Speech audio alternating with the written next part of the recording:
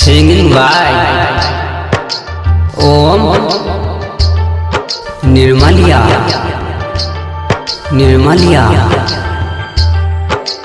पगली अखनो याद आबै छै।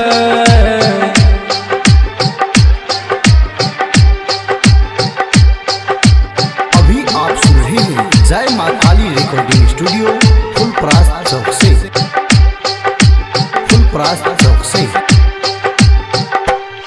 पहले हमारा हंसलकै बाद में ऊ कानलकै, हमरा दिल के दुखाबै छै। पहले हमारा हंसलकै बाद में ऊ कानलकै, हमरा दिल के दुखाबै छै। ऊ पगली बहुत याद आबै छै, ऊ पगली बहुत याद आबै छै, ऊ पगली बहुत याद आबै छै, ऊ पगली अखनो याद आबै छै।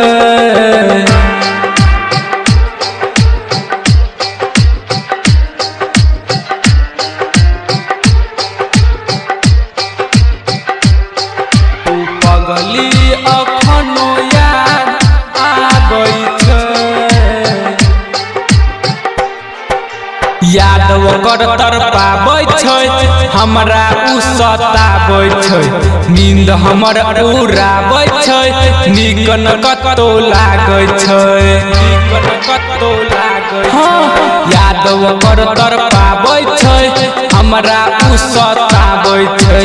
नींद हमर उड़ाबै छै, नीक न कतौ लागै छै, नीक न कतौ लागै छै। हमरा हरदम ओकर याद आबै छै, ऊ पगली बहुत याद आबै छै, ऊ पगली बहुत याद आबै छै, ऊ पगली अखनो याद आबै छै।